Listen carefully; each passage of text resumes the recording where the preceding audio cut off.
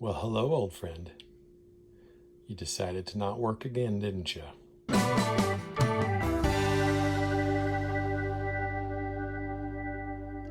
Hey guys, it's Handcrafted by Jason Cooper. Back with another video today, but before we jump into this, be sure to like this video, subscribe to the channel if you want more how-to videos and DIY and woodworking, and stop by my website at woodwork.cooperjason.com and find out a little bit more and see what other projects I have going on there. Today we're back in the laundry room. One of my older videos is working on this same dryer. It is not heating. Now I already know what the problem is. It's the heating element, and it's fairly easy to replace, and I'll walk you through that, but I'm going to show you a couple other things you can check, because when this happens, it's not always clear right away. Okay, is it my heating element or is it something else? So let's dig into this, and let me show you a couple things about this dryer. All right, so what we're looking at is our old Whirlpool dryer. You can see the model number there, LAN 2000 PW0. We've had this thing a long time. It's been a good dryer, keeps on running, but we do have the issue with the heating element going out every once in a while, which is not that big a deal. It's fairly easy to replace.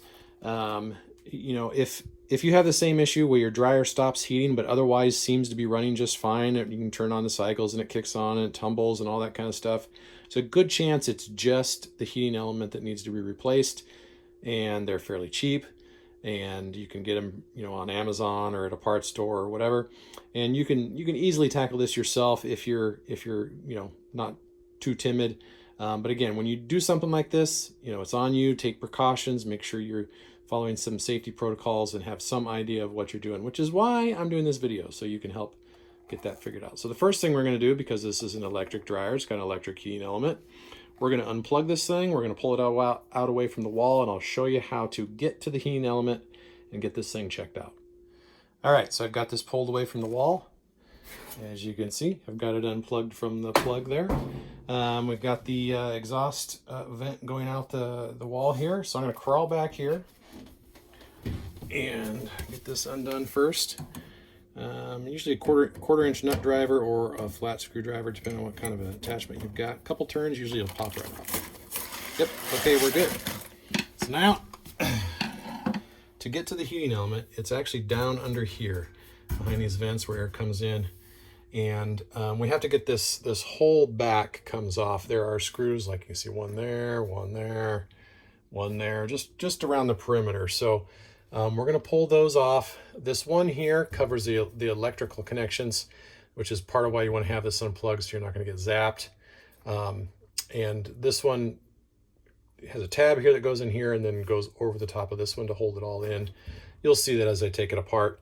But let me set up this the shot here so you can see what I'm doing, and then I'll go ahead and pull those off. All right, like I said, screw here, a couple down this side, 3 on this side, here, center, and then this will pull right off. I'm not going to be able to get everything in the shot just because it's too tight back there, but I'm going to start pulling these screws out. Now I recommend this. These are usually going to be quarter-inch drivers. Quarter-inch driver is what you're going to need, hex head driver, to pull these out of there. You can get like a little screwdriver sized one that's just a handle with this on the end with a magnet, so you don't lose your things. Cheap, about 10 bucks. Obviously, you have a drill, you can get one that goes in your drill. Pull them off a little more quickly.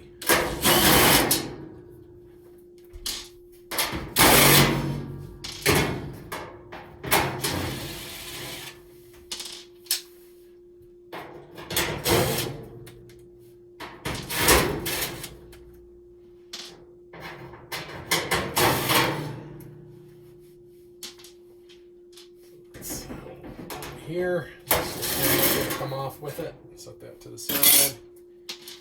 And then one right there, the last one that holds it on. Okay. We're going to pull this away and set it to the side. It kind of rests on the lip of the thing down here. Sometimes the vent outlet down here can kind of get in the way of that leaning back, but work it a little bit, you'll get it. Ooh. All right.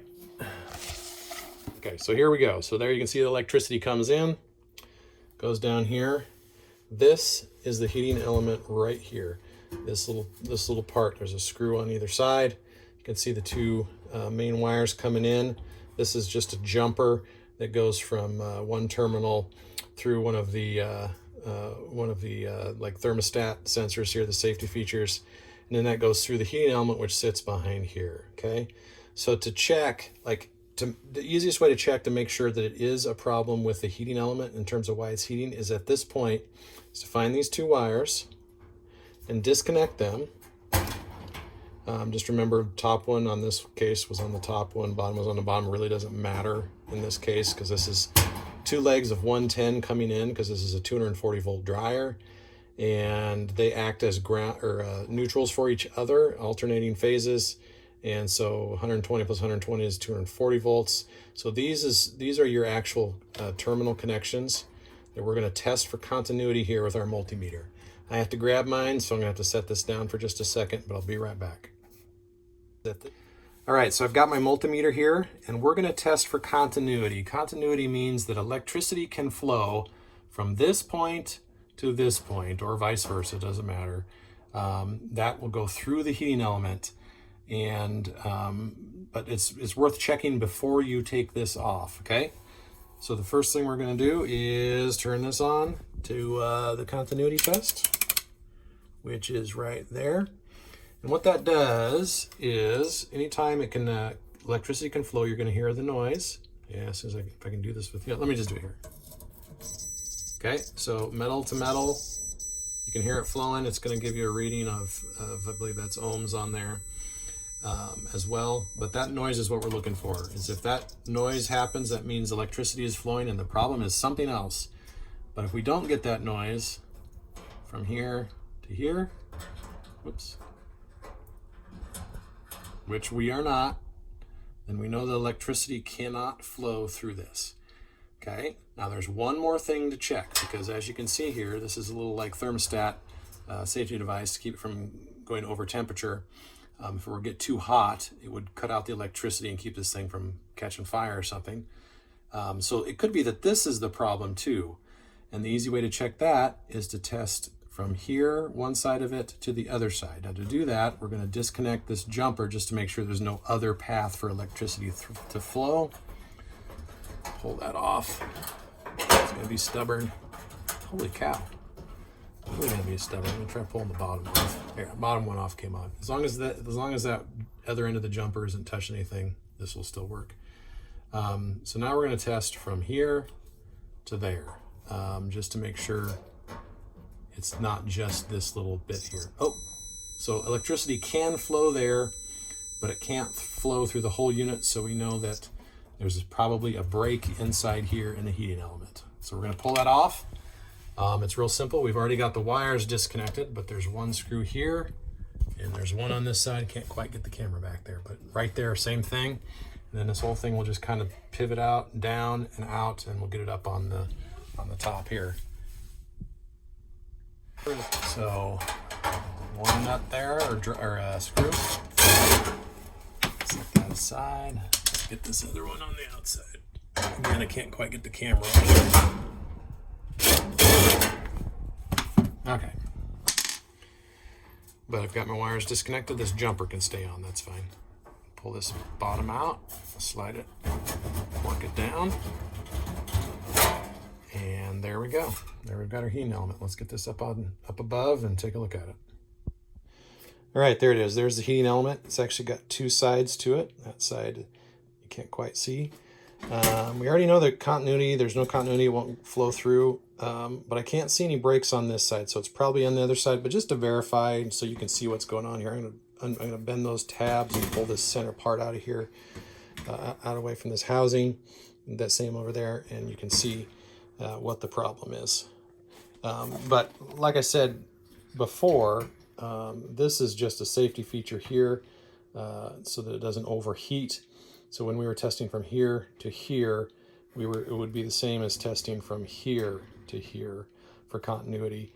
Just, you can see clearly that just flows all the way through. There's no other option for electricity to go, and that's how we know that this is bad. But let's look on the other side and see exactly where the break is. All right, I've loosened that up. I can actually pull these through. We've got little bendy tabs on them that you can undo to get it out of there. I've already kind of popped this out of there.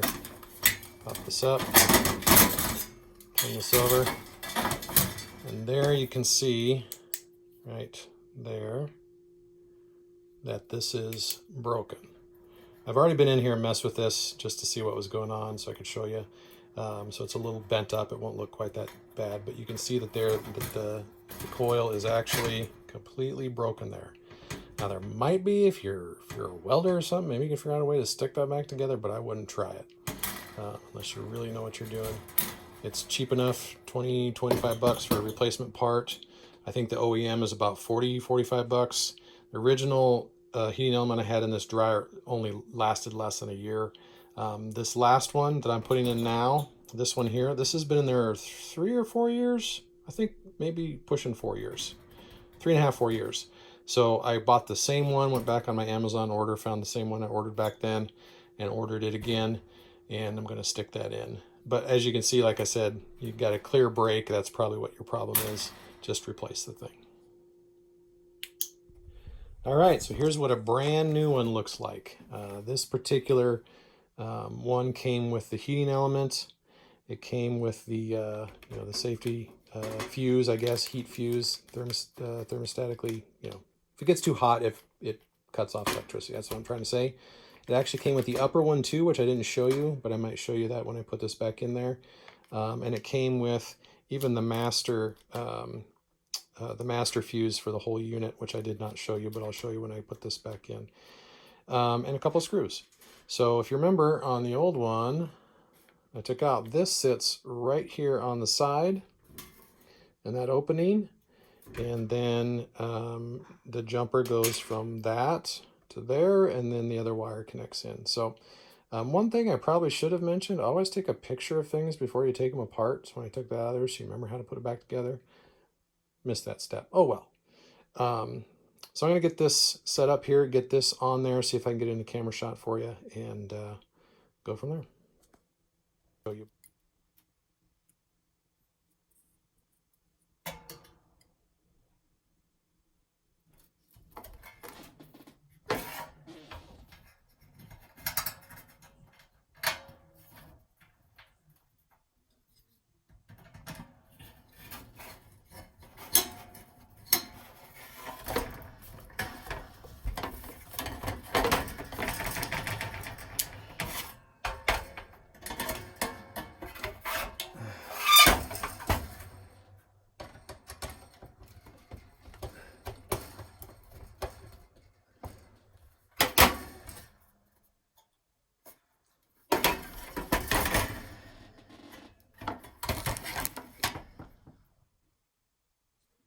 All right, after a little wrestling and salvaging a screw from the old one, that screw bit and actually went in and held that in there. So now remember, we got to put the jumper. I'm going to put it from here to here because this will be, these two connections will be, facing outward, and this will be behind the wires and stuff in there. So we'll go ahead and put the jumper on this side. That way it's easier access to connect those in once we get it back in the dryer.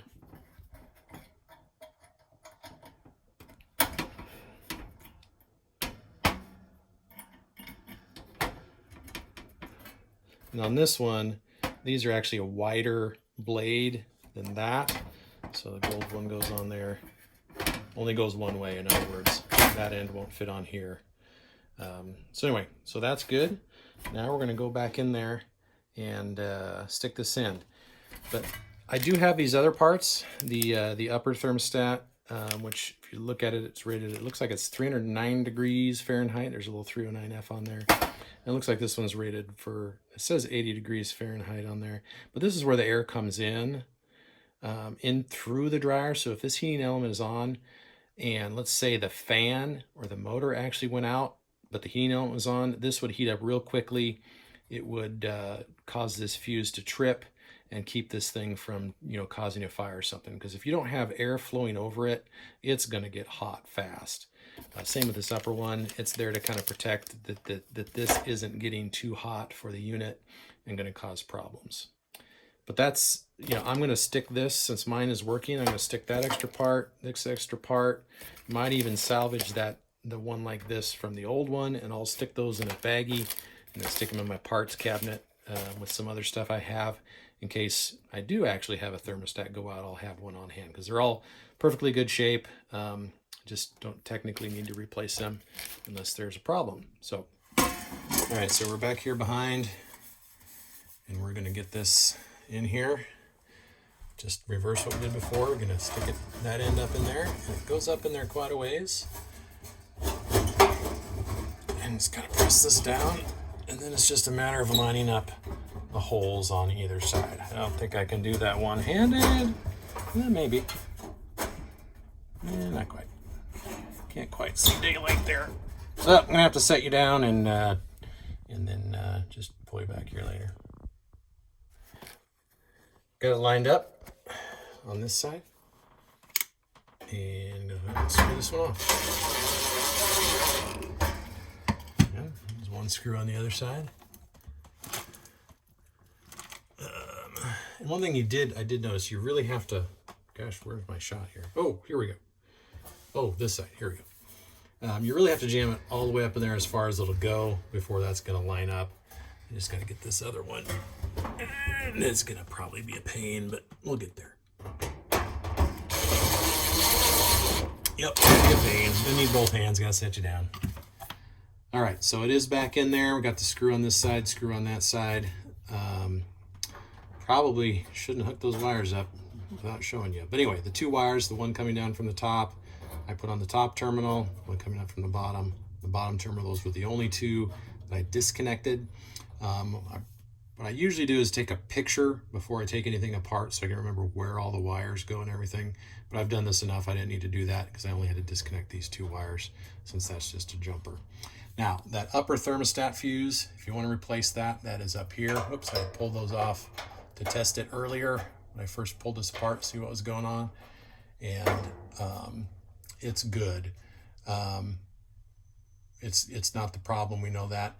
But you could test this by pulling those off and testing it there. Because this is just in line, right? So if this trips or if this trips, it's just cutting off electricity to this so it can't overheat and cause a fire. Because like if the fan went out, you wouldn't want this heating up and burning things up.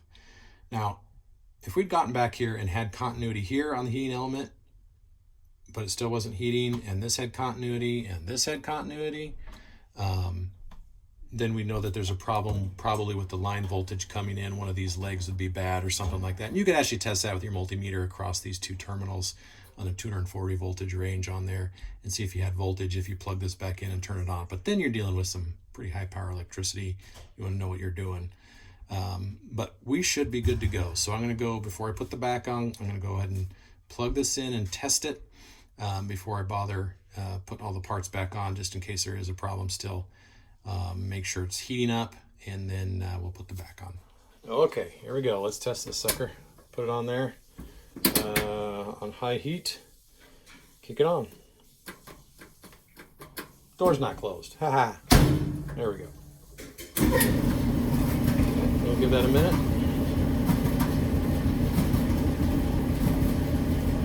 When these heating elements are new, they're always going to have a smell because they're going to burn some crud off of them that they picked up in manufacturing. So, yep, I can smell it. We're getting heat. That's probably what you'll smell first. Let's go check it in here. Yep, I can feel the heat. We're back in business. So let's get this back on and this thing pushed back against the wall. All right, let's get our back here.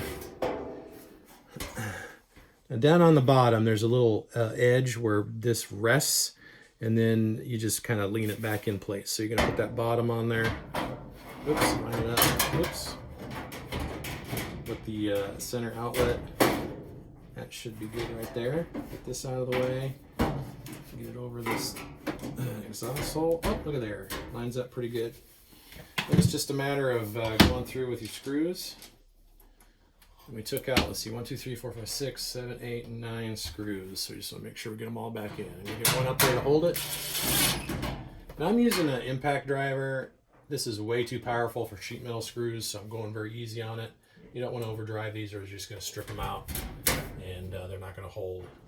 So, hand driver would be fine, or a regular drill driver. is plenty of power for this. I'm just an overachiever.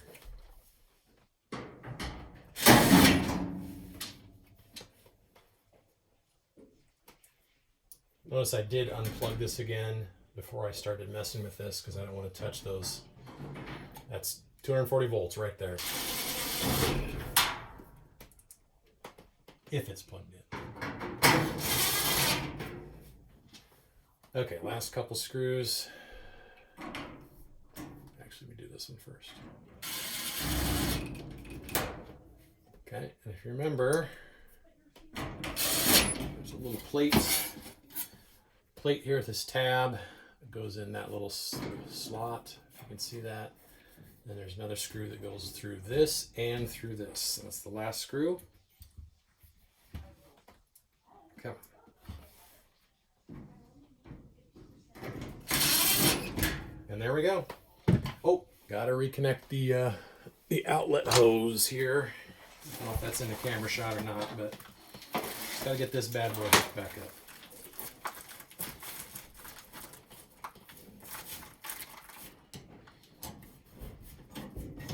Tighten it up till it's snug. It won't just slide off there accidentally. Yep, that's good. Get my tools out of the way.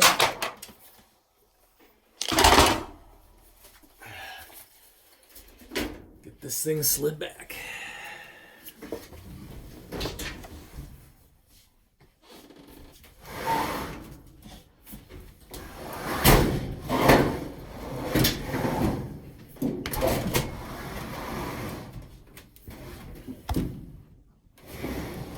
In my case, I just got to make sure that the outlet tube doesn't get all squished up. That looks pretty good. Let's get this thing plugged back in. All right, now if it's got a new element, you're going to want to run this for a little while, 5 minutes or so, just to burn off that stuff, get rid of the smell, and you're good to go. Well, that's it for today's video. Hopefully this is helpful. If your dryer is like this one, even if it's not the specific brand, it's probably going to be very similar if it's an electric dryer. And if it stops heating, but everything else seems to be working fine, it's probably just your heating element. And now you know what you can check. Just be careful though, working with electricity and appliances. You're taking the risk is on you, is what I'm trying to say. If you happen to have this exact same model, I'll drop a link to some of the tools I use, as well as the replacement heating element, where you can just pick those up and do this on your own. Good luck, and until next time, see ya.